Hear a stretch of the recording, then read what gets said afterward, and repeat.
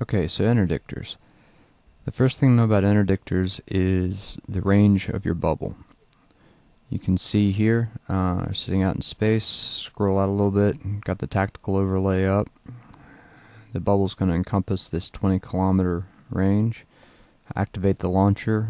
And notice there's a slight delay between activating the launcher and the bubble. And then you see there's the bubble covering 20 kilometers. That delay is important to note because if you're moving at a high speed, it can throw off the position of your bubble, and the bubble only affects ships that have not yet activated warp. We'll go into that in a minute with the interdictor maneuver, but it's important to note. So that's only going to stop ships that have not yet activated warp. If something's activated before you drop, it's going to warp off, and we'll cover that more later. But let's go on to the first interdictor maneuver now. This is coming from a stop, dead standstill. You can see got planet 3 highlighted here. I've got a safe spot over near planet 3 that I'm going to warp to. You can see the interdictor is not moving now, velocity is 0, and what we're going to do is just commence warp to the safe spot, and right after we'll activate the interdictor launcher, drop the bubble, and you can see I'm already engaged warp, so I continue to warp, and then off I go. So that'll get you out fast while dropping a bubble. Very important to know. Now we'll go on to how you do it when you're moving. Okay, so again we've got planet 3, and I'm going to click off to the side of it slightly and get up to speed. I'll start up my micro warp drive, because that's normally the situation you're going to be using it in. So I'm aligned off-center, activate the bubble launcher after I've engaged warp.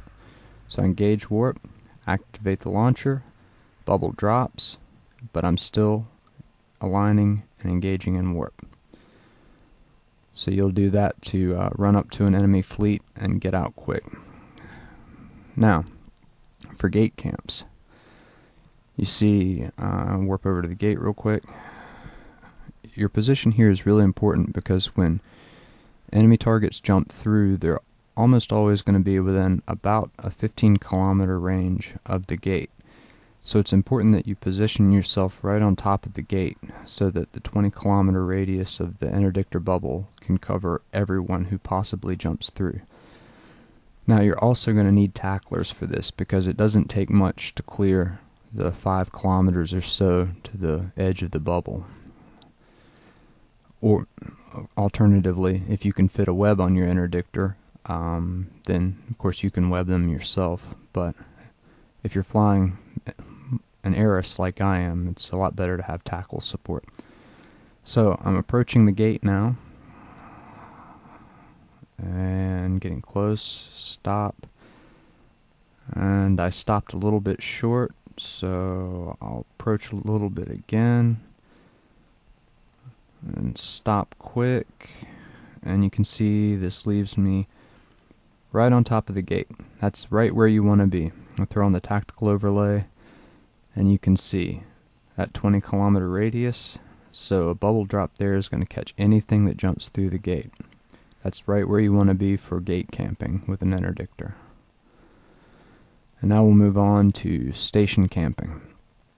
Station positioning is a lot more complicated because you have to position yourself according to the undock point of whichever station you're working with. And all stations, well, not all stations, but different kinds of stations have different undock points. So your positioning is going to be a little bit more reliant on your experience and knowing just how a station is shaped and where people are undocked. And you can see there's already interdictors here, and right now I'm out of position. I'm too far away. See, a hostile came up. He's 24 kilometers away, and you can see that on the tactical overlay here. I'm going to go ahead and drop a bubble, and you can see the edge of the bubble did not quite cover where he was, so he was able to warp off. And don't freak out, it was just a shuttle, so it's not a big deal. But you can see this is bad bubble positioning. because I'm way too far out from the undock point. Ideally, you want to be about 10 to 15 kilometers from the undock point. That'll give you enough coverage to let tacklers get in on the target that you want to interdict, but still give you clearance enough to stay clear of any smart bombing battleships that undock. Now, we're approaching.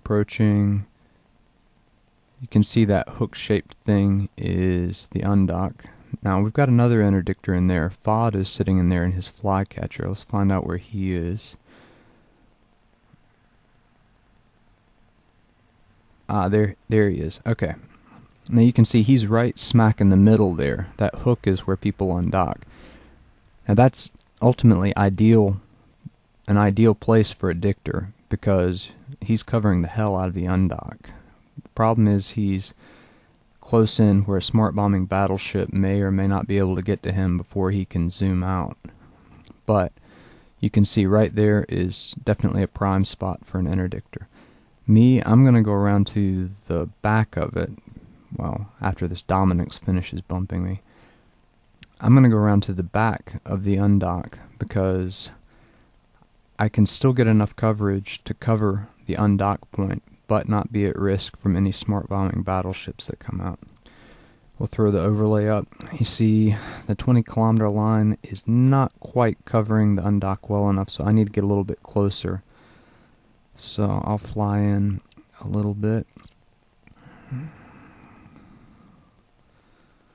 It takes a second to get over there. I'll stop up again, throw up the tactical. And there you can see the 20-kilometer line is covering the undock circle very nicely. We've got a bunch of tacklers in there. So that's just enough to prevent people from doing an insta-undock. Now, this bonus footage shows us locking a dread down in XCH. Now this is really an ideal situation because we've got 3 interdictors on the station. FOD is sitting there inside the hoop of the station. I'm back behind the station, and Arctic, I believe, is off to the right. 3 interdictors sounds like overkill, but it's really quite ideal for camping a station because there's a delay between when your bubble goes down and when you can reactivate your bubble launcher with Interdictors 4. It's about a 30-second delay. So, with 2 interdictors, you can provide constant coverage over the undock point, as well as you can see that third bubble off to the right. That third bubble can be placed to catch any incoming traffic. In this case, in XCH, there's only one gate. So that bubble can be placed off to the side of that one gate to catch anyone warping into the station, as well as having the two dictors on the undock to cover anyone trying to leave. And as you can see, this Moros is down to about a quarter armor. We've got bubbles all over. This station is completely locked down. Nothing is warping out before the tacklers have a chance to get points and webs on them. So this is a really solid camp. Ordinarily, you're not going to have this luxury. One dictor is normal, so you have to be careful about when you launch your bubbles to cover your gap, and sometimes there's just nothing you can do about that gap unless you want to train Interdictors 5. But dead dread, and that's the end of the video.